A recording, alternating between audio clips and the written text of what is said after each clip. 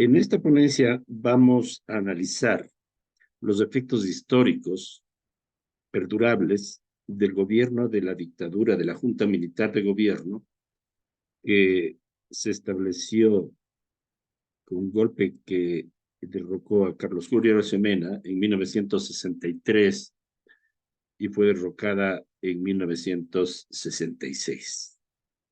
Trataremos de analizar el aporte de largo plazo, la contribución de este gobierno a las estrategias de larga duración de desarrollo del país durante este periodo de tiempo.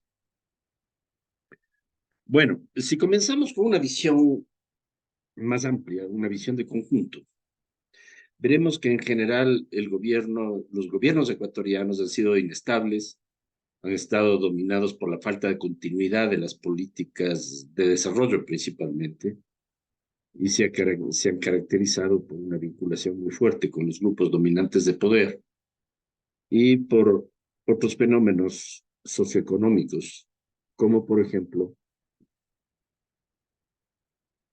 la inestabilidad política. El Ecuador ha tenido desde 1830 66 gobiernos y 20 constituciones. Esto nos da una idea clara de lo que ha prevalecido en la historia económica, política y social del Ecuador. El promedio de duración del gobierno es de apenas 3 años, o menos de 3 años. Si vemos la situación actual, encontramos que después de casi 2 siglos de independencia, el Ecuador todavía vive una estructura social que mantiene rasgos de la herencia colonial, que no ha superado ni la profunda inequidad social que ha caracterizado al país, ni las raíces étnicas de esta discriminación. En la actualidad, la pobreza afecta aproximadamente al 35% de la población, más de un tercio de la población. Y el subempleo llega al 42%, casi la mitad de la fuerza de trabajo está subempleada. En este contexto, diremos que en realidad, luego de, como les mencionaba, 193 años de independencia, la tarea de alcanzar una sociedad equitativa y sustentable está todavía en la agenda. Hay mucho que cumplir.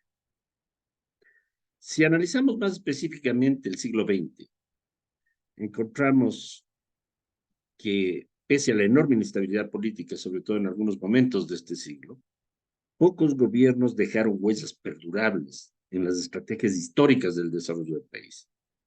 Sin entrar en un análisis detallado, yo podría mencionar, por ejemplo, la Revolución Juliana, el gobierno de Ayora que le sucedió y que estableció el Banco Central, el gobierno de Galo Plaza, que permitió el inicio del periodo bananero en Ecuador, la Junta Militar, que vamos a analizar, cuyas contribuciones vamos a analizar con cierto detalle, y finalmente la dictadura militar de Guillermo Rodríguez Lara, iniciada en 1971.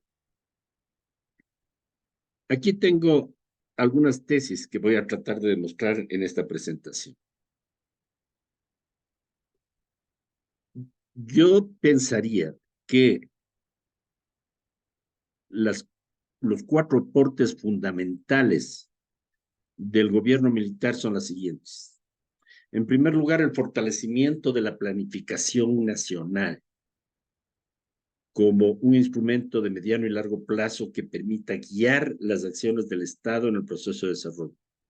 En segundo lugar, el inicio y la implementación, que duró varias décadas más adelante, de la política de industrialización del país, bajo el esquema de la CEPAL de industrialización por sustitución de importaciones.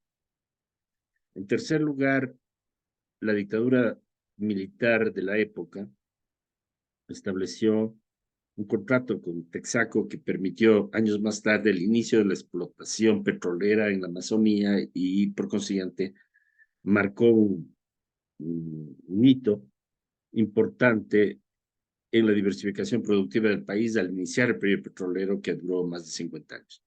Y finalmente, creo que otro de los aportes ha sido la estrategia de distribución social, vinculada principalmente con la reforma agraria de 1964, continuada por Rodríguez Lara en 1973. Vamos a analizar desde la perspectiva del presente, en primer lugar, los efectos perdurables de estas políticas y, en segundo lugar, sus rupturas en la continuidad posterior.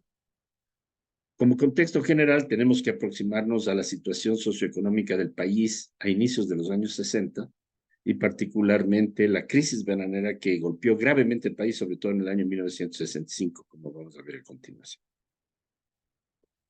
Bien, antes de 1963,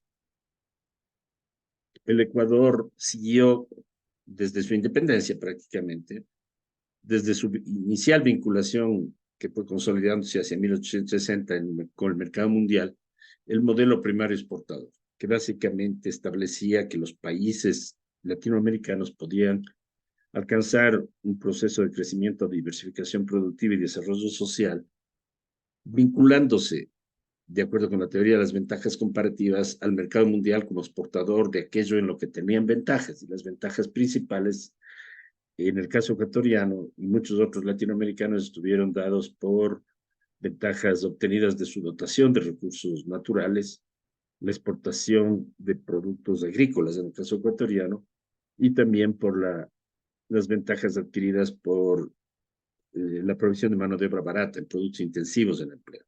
Este fue el caso del Ecuador. El Ecuador, sin embargo, ha tenido varios ciclos. El primero vinculado con el cacao, 1860-1920, que culminó con una profundísima crisis. El segundo ciclo fue el periodo bananero, iniciado en 1948, y finalmente el periodo petrolero, que analizaremos más adelante. Entonces, concentrándonos en el periodo bananero, encontramos que en realidad el Ecuador experimentó una expansión dramática de sus exportaciones de banano, con un acuerdo establecido entre Leonidas Praza y principalmente United Fruit Company, que permitió que en el Ecuador se desarrollaran esas exportaciones con producción nacional, mano de obra nacional y control nacional del aparato productivo, al contrario de lo que ocurría en Centroamérica con los enclaves de las transnacionales. Esta expansión fue muy importante y permitió en realidad el proceso de expansión económica más significativo antes del petróleo y consolidó en realidad la integración del país. Sin embargo, hacia los inicios de los años 60, esta expansión comenzó a amortiguarse, comenzó a detenerse, como vamos a ver más adelante, y sobre todo en 1965 se produjo un punto de corte. Las ventajas comparativas que había adquirido el Ecuador por la ausencia de plagas, principalmente el mal de Panamá y la cigatoca amarilla, se desvanecieron porque Standard Fruit en Centroamérica en 1965 introdujo en gran escala una nueva variedad de banano llamada Cavendish, resistente a las plagas, y de esa manera la producción ecuatoriana perdió sus ventajas comparativas y vino una crisis muy profunda, como ustedes pueden ver en el siguiente gráfico. Aquí tenemos la enorme expansión de las exportaciones de banano que le permitió que el Ecuador se convierta en el primer exportador de esta fruta. Este es el corte de 1965, y luego la capacidad adquisitiva de las exportaciones comienza a declinar sustancialmente, y de esto se salva el Ecuador simplemente a partir del 72 con el inicio de las exportaciones de petróleo. Bien, si analizamos un poco más en detalle, encontramos dos eventos importantes. En primer lugar, la enorme caída de las exportaciones, de la capacidad adquisitiva de las exportaciones de banano en 1965. Este fue un punto concentrado debido al cambio en la estructura del mercado mundial producido por Standard Fruit.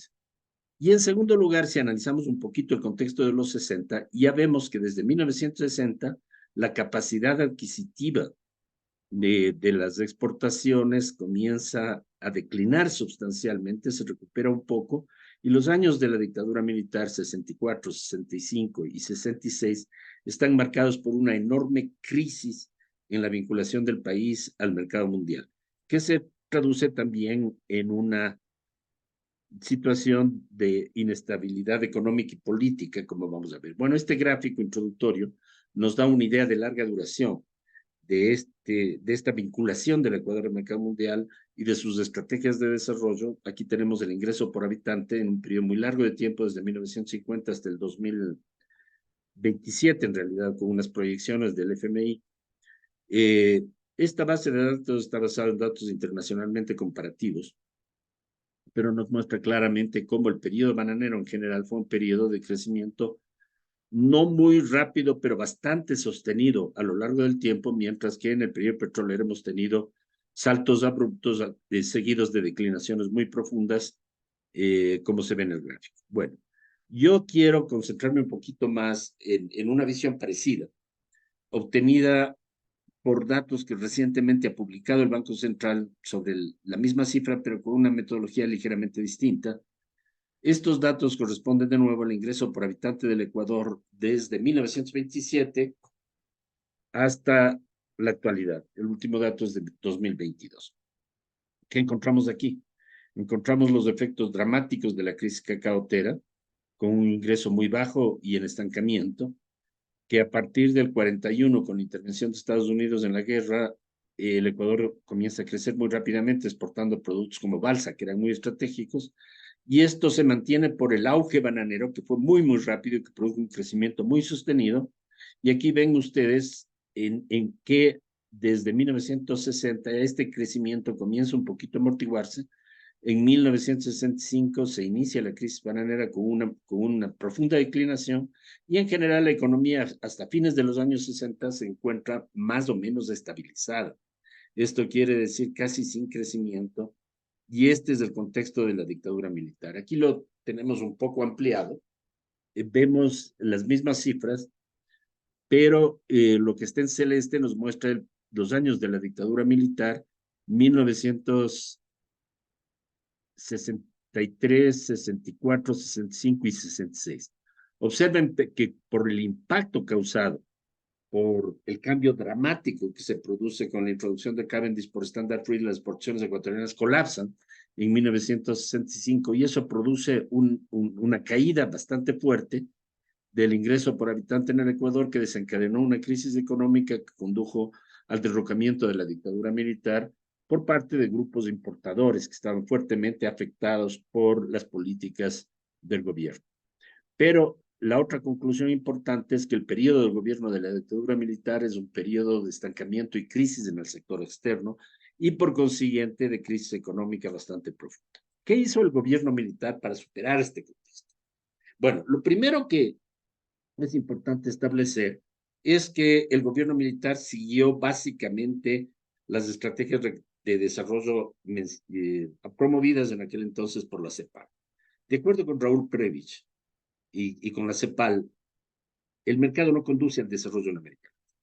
América Latina se ha especializado en productos primarios y estos productos están afectados por el deterioro en los términos de intercambio, por precios declinantes, y por consiguiente es necesario diversificar la economía y ubicar a la región en una situación diferente mediante un proceso de industrialización. Entonces ellos recomiendan dos cosas. En primer lugar, fortalecer el rol del Estado en la economía. En segundo lugar, que ese Estado promueva a largo plazo la industrialización. Bueno, eso es lo que hizo la dictadura militar del 63. Y esto marca yo diría, una ruptura histórica con gobiernos que han estado a través de políticas populistas, como en el caso de Velasco, o de una vinculación mucho más fuerte con los grupos de élite, principalmente de la costa, es el caso, por ejemplo, de Arroyo del Río, fuertemente dependientes de los intereses económicos de corto plazo de los sectores dominantes. La dictadura establece un fortalecimiento del Estado, consolida la Junta Nacional de Planificación que ya existía y se establece por primera vez un Plan Nacional de Desarrollo de Largo Plazo, el Plan Nacional de Desarrollo 64-73. Creo que la primera contribución del gobierno militar fue esta: establecer la capacidad del Estado para guiar de alguna manera en alianza con el sector privado, pero dirigiéndolo, un proceso de desarrollo de larga duración. La planificación en el Ecuador en realidad se consolidó durante el gobierno de Rodríguez Lara también, pero desde 1982 el Estado abandona esta estrategia porque plantea que la intervención del Estado distorsiona la economía y que el desarrollo debe estar en manos exclusivamente del sector privado. Esta idea condujo al desmantelamiento de la planificación estatal. Durante el régimen de Correa hubo un intervalo corto en el cual se restableció de nuevo una capacidad de planificación con la consolidación de Semplades. Luego, en los gobiernos posteriores, el Semplades desapareció y actualmente la planificación en el Ecuador es casi inexistente, creando una situación de extrema debilidad del país frente a cambios que evidentemente están afectando al Ecuador, que pueden explicar la enorme crisis económica y política actual. Bien, ¿qué debe hacer el Estado? Básicamente industrializar el país. ¿Cómo? A través de la estrategia de sustitución de importaciones. No me voy a detener en explicar los mecanismos, pero el Estado interviene fuertemente en la economía mediante la protección arancelaria. Esto quiere decir el encarecimiento de productos importados que permite que el Ecuador desarrolle estas industrias infantiles que al principio no tienen experiencia tecnológica o protección, crédito preferencial para la industria, tipos favorables de cambio y otro tipo de políticas regionales, por ejemplo, que fueron importantes en ese momento. Esto se consolidó durante el gobierno militar de Rodríguez Lara, quien dispuso de los recursos petroleros, promoviendo la industrialización, pero el modelo, por distintas razones que no vamos a analizar en esta presentación, colapsa hacia 1982 con la crisis de la deuda mexicana y finalmente comienza un proceso en el cual los bancos internacionales, el consenso de Washington, a través del consenso de Washington, desmantelan prácticamente tanto el modelo de protección industrial como la planificación estatal. Y eso ocurre principalmente en el Ecuador durante el gobierno de Borja en 1990 en adelante. Y finalmente, como les mencionaba, el proceso de industrialización se revierte al desaparecer la protección arancelaria y aquí pueden ver los cambios de larga duración tomados de las cuentas nacionales del país, proporcionados por el Banco Central, sobre la participación de la industria, o sea, de la manufactura en el PIB, en el Producto Interno Bruto del Ecuador, que va subiendo, observen ustedes, fuertemente,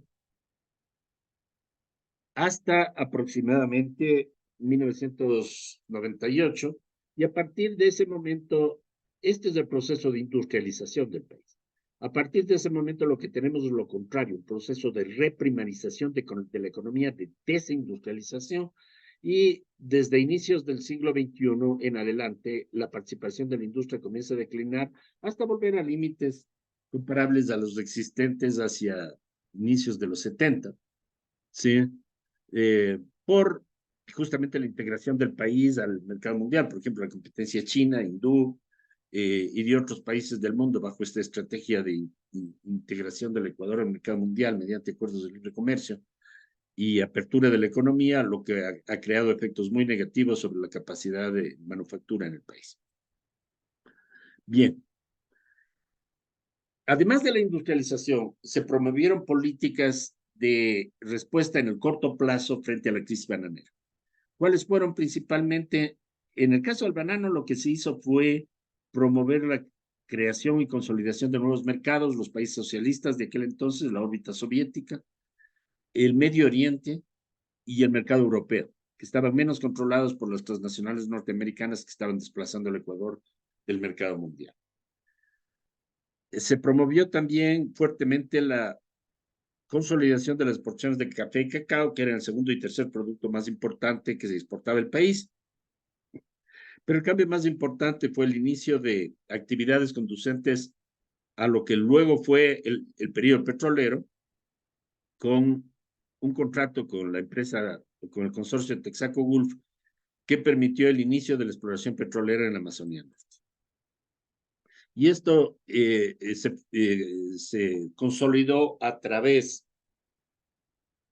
de un acuerdo, de una concesión que en 1964 recibió esta empresa, este consorcio norteamericano, para iniciar la exploración de petróleo.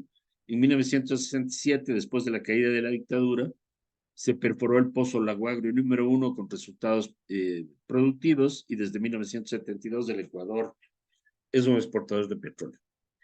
Estas políticas se complementaron mucho con las transformaciones introducidas por el gobierno de Rodríguez Lara y en particular su ministro Jarrín Ampudia, que permitieron, en primer lugar, la creación de una empresa petrolera estatal, que se llamó en aquel entonces CEPE, actualmente es Petroecuador, y finalmente condujeron a que el Estado reciba aproximadamente el 80% de las utilidades del petróleo, lo cual permitió convertir a la década de los 70 en una década en la que en realidad el petróleo contribuyó significativamente a ciertos cambios importantes en el desarrollo social y económico del país. Esto en realidad ya no existe, por muchas razones, pero principalmente porque el agotamiento de las reservas de petróleo en Ecuador es muy próximo y el periodo petrolero está llegando a su fin. Bueno, finalmente, el último aporte que para mi modo de ver es importante de la dictadura militar a la planificación económica, social y al cambio en las estructuras de poder del país fue la reforma agraria. En el año 64, la dictadura expidió la primera ley de reforma agraria, que se complementó de nuevo por el gobierno militar de Rodríguez Lara, con la segunda ley de reforma agraria de 1973. Bueno, desde largo plazo, ¿cuáles eran los objetivos? En primer lugar, un objetivo que sí se consiguió, que fue la eliminación de las relaciones precapitalistas en el campo, que en el Ecuador se expresaban en la hacienda tradicional serrana a través de una estructura que se llamaba el Huasipungo, que era un régimen mediante el cual el campesinado indígena recibía un lote de tierra, no de su propiedad, pero sí como una concesión, para que a cambio de eso tenga que trabajar en la hacienda toda la vida, más o menos. Ese era el mecanismo que fue disuelto. Esto en realidad obedecía a la necesidad de una transformación estructural, porque esta relación se volvió disfuncional en la medida en que la frontera agrícola de la hacienda se agotó y la necesidad de tierra obligaba a los hacendados a incorporar tierras y mejorar la productividad, lo que implicaba una transformación hacia relaciones capitalistas, una mejora en la tecnología que implicaba menor mano de obra y por consiguiente se estableció un nuevo mecanismo de modernización. Este proceso de modernización a la larga consolidó pues una transformación en el agro que sigue hasta la actualidad. Pero el segundo objetivo de la reforma agraria, que era la distribución de la tenencia de la tierra, se logró muy limitadamente.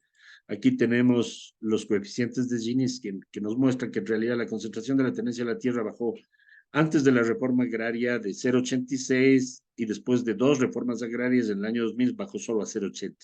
O sea, la redistribución fue muy limitada, se concentró en ciertas provincias.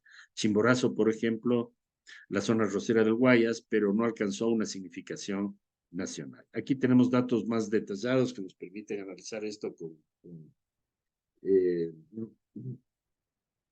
de una forma más específica, pero no tenemos mucho tiempo y por consiguiente nos vamos a concentrar a las principales conclusiones de esta presentación. Primer punto, la dictadura militar 63-66 inició un cambio profundo y perdurable en la función del Estado en el desarrollo, consolidando la planificación e intervención en el Estado de la economía, promoviendo la industrialización sustitutiva de importaciones y la reforma agraria.